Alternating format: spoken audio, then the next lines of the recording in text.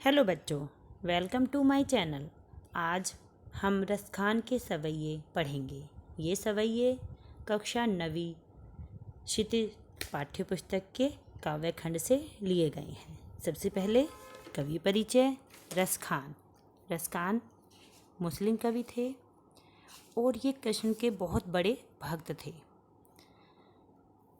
कृष्ण भक्त कवि रसखान का जन्म सन 1548 में दिल्ली के निकट हुआ था। उनका मूल नाम सैयद इब्राहिम था। मुसलमान होने पर भी उनकी कृष्ण में गहरी आस्था थी। कहा जाता है कि श्रीनाथ के मंदिर में उनको श्री कृष्ण के साक्षात दर्शन हुए। तब से वे ब्रजभूमि में ही बस गए। उनकी मृत्यु सन 1628 के आसपास हुई। इनकी रचनाएं दो जो प्रमुख रचनाएं हैं, प्रेम वाटिका, सुजान, रसखान। भाषा शैली, रसखान ने ब्रज भाषा में काव्य रचना की है।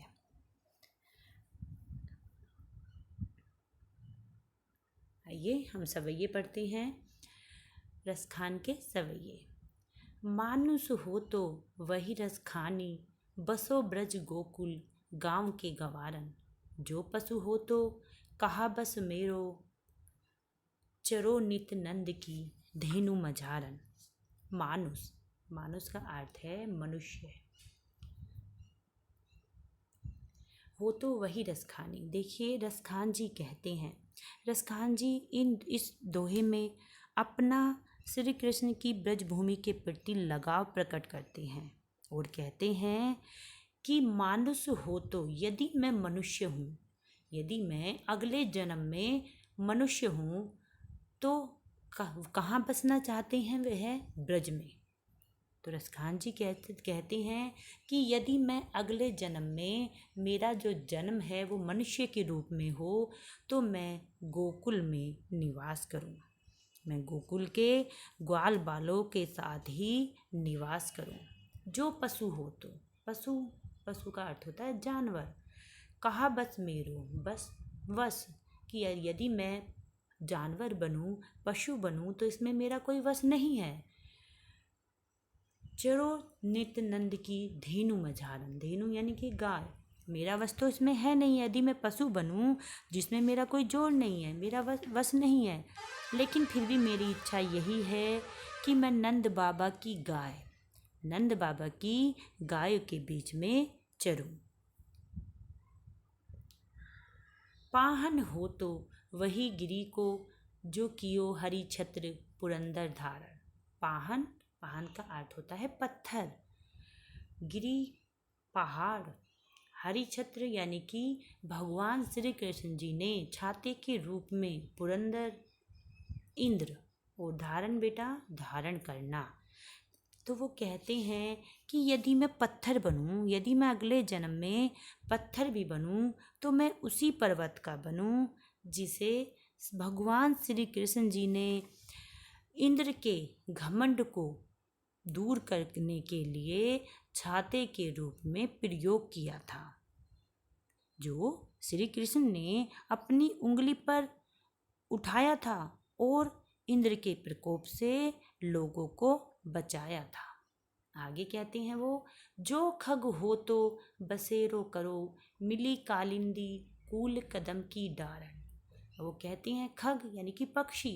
वो कहते हैं कि यदि मैं पक्षी भी बनूं, यदि मैं अगले जन्म में पक्षी बनूं, तो मेरी यही इच्छा है कि पक्षी भी बनकर मैं उसी कदम के पेड़ पर, जो कदम का पेड़ है यमुना के किनारे पर, जिसके नीचे श्री कृष्ण जी बांसुरी बजाया करते थे, मैं उसी पेड़ पर अपना बसेरा बनाऊं।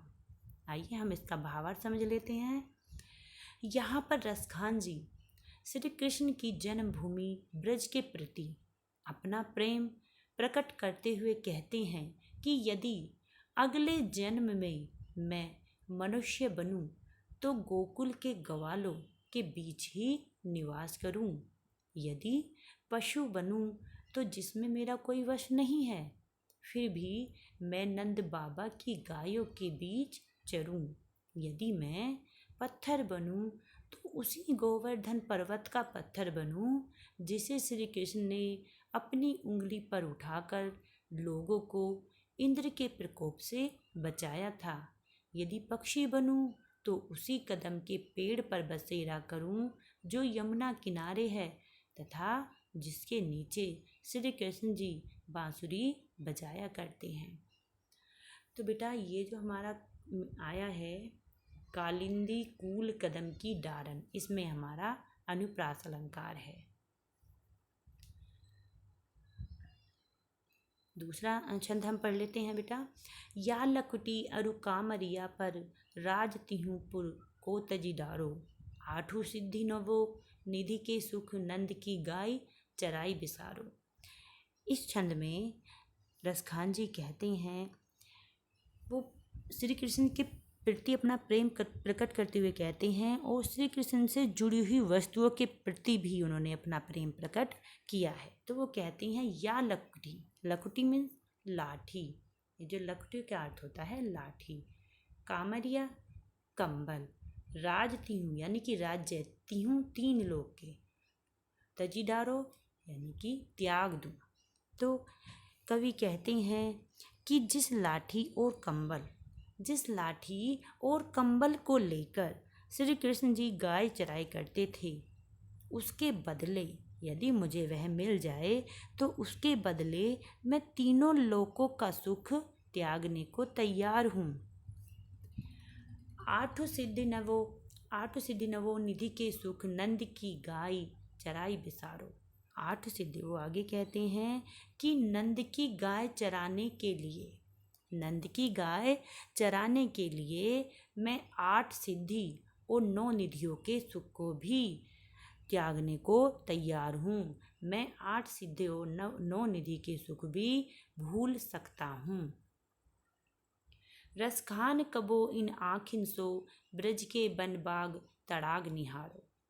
आगे वो ब्रज भूमि के प्रति अपना प्रेम प्रकट करते हुए कहते हैं रसखान जी कि पता नहीं मुझे कब ब्रज भूमि में स्थित हैं बाग, वन और तालाब को देखने का मौका मिलेगा। इन आँखों को ब्रज के बाग, वन और तालाबों को निहारने का अवसर मिलेगा।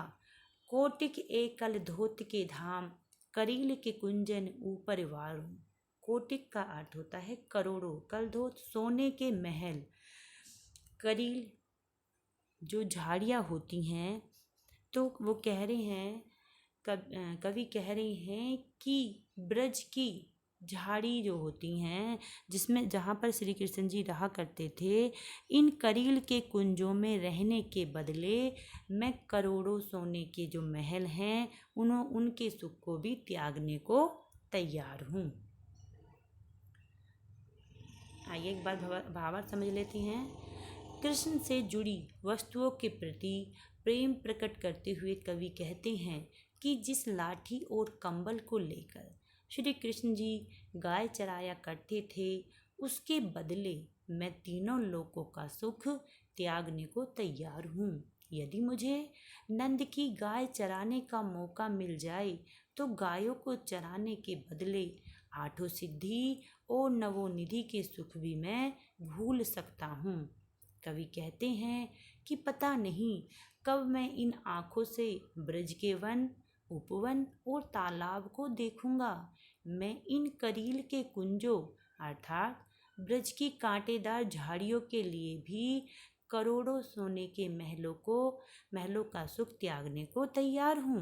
भाव यह है कि श्री कृष्ण का सानिध्य पाने के लिए कवि अनेक प्रकार की सुख सुविधाएं त्यागने को तैयार हैं।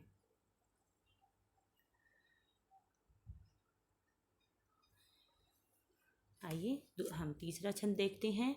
मोर पखा सिर ऊपर राखियो गुंज की माल गरे पहिरऊंगी। ओढ़ी पीतंबर ले लकुटी बन गोधन ग्वारनी संग फिरूंगी।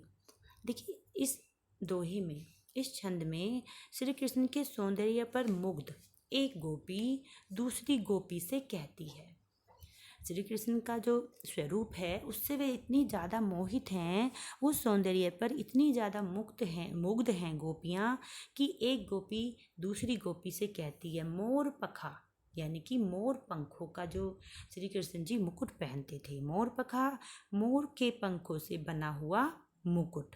राखी हो, जो राखियों का अर्थ है रखूंगी। गुंज, गुंज होता है एक जंगली पौधा, उसका छोटा सा फल होता है। तो कह रही हैं कि श्री कृष्ण जी के स्वरूप पर, उनके सौंदर्य पर वे इतनी ज़्यादा मुग्ध हैं कि एक गोपी दूसरी गोपी से कहती हैं कि हे सखी, मैं श्री कृष्ण जी की तरह ही अपने सिर पर मोर पंखों का मुकुट तथा गले में गुंज की माला पहन लूंगी। ओढ़ी पीतंबर, ओढ़ी यानी कि ओढ़ लूंगी, पीतंबर पीले वस्त्र, ले लकड़ी, जो कि लाठी लेकर श्री कृष्ण जी गाय चराने जाते थे, तो वो उस लाठी को भी लेने के लिए तैयार हैं। बन गोधन ग्वारनी संग फिरूंगी, और ग्वालों वालों के साथ वन में गाय चराने के लिए भी मैं फिरूंगी। तो वो कह रही हैं गोपियाँ कि मोर पंखों से बना हुआ मुकुट मैं सिर पर पहन लूंगी, गुंजों की माला भी पहन लूंगी और पीले वस्त्र को भी पहन लूंगी। लाठी लेकर मैं पीले वस्त्र धारण कर श्री कृष्ण जी की तरह ही गायों के पीछे लाठी लेकर वन वन फिरूंगी। भाव तो वो ही मेरे रसखानी, सो तेरे कहे सब स्वांग करूंगी। वो क्या कह रही हैं? वे कहती हैं कि जो भी श्री कृष्ण जी का स्वरूप है मैं बिल्कुल वैसा ही धारण कर लूंगी। श्री कृष्ण जी जिस प्रकार से अपना स्वरूप धारण करते हैं, वो जैसा तुम्हें अच्छा लगता है और मुझे भी वह श्री कृष्ण जी का वह रूप अच्छा लगता है, वह मैं सब करने के लिए तैयार हूँ। फिर आगे कहती हैं, या मुरली मुरली धर की अधरान धरी न अधरा धरूंगी, पर हे सखी। लेकिन गोपी आगे कहती है कि पर हे सखी, मुरली यानी कि बांसुरी, श्री कृष्ण जी की मुरलीधर की अधरान होठों पर धरी अधराने धरूंगी, लेकिन हे सखी, श्री कृष्ण जी की जो वह मुरली है उसे मैं कभी भी अपने होठों पर नहीं रखूंगी, क्योंकि उस मुरली ने ही श्री कृष्ण जी को हमसे दूर रखा है। गोपियाँ उस मुरली को अपनी सोत समझती हैं और इसलिए उस मुरली को वह अपने होठों पर रखने के लिए तैयार नहीं हैं। यहाँ पर ईर्ष्या की भावना भी है गोपियों की, और श्री कृष्ण जी के प्रति उनका प्रेम भी प्रकट हुआ है। इसका भावार्थ एक बार समझ लेते हैं बेटा। कृष्ण के सौंदर्य पर मुग्ध होकर गोपियाँ द्वारा कृष्ण का प्रेम पाने की इच्छा और कोशिश का वर्णन किया गया है। गोपियाँ श्री कृष्ण से इतना प्रेम करती हैं कि वे उनके लिए सारे स्वांग करने को तैयार हैं। एक सखी दूसरी सखी से कहती है कि हे सखी, मैं श्री कृष्ण की तरह अपने सिर पर मोर के पंखों का मुकुट तथा गले में गुंज की माला पहनूंगी। मैं पीले वस्त्र धारण कर और हाथ में लाठी लेकर पूरे दिन गायों और ग्वालों के साथ घूमने को तैयार हूँ। मेरे श्री कृष्ण को जो भी अच्छा लगता है मैं वह सब करने को तैयार हूँ, पर हे सखी, कृष्ण की उस मुरली को मैं अपने होठों पर कभी भी नहीं रखूंगी, क्योंकि उस मुरली ने ही कृष्ण को हमसे दूर रखा है। भाव यह है कि गोपियाँ कृष्ण के अनन्य प्रेम और भक्ति में कृष्णमय हो जाना चाहती हैं, इसलिए वे कृष्ण जैसा दिखना चाहती हैं। कानन दे अंगूरी रहिबो, जब ही मुरली धुनी मंद बजे है। मोहनी तानन सो रस खानी, अटा चढ़ी गोदन गे है तो गे है।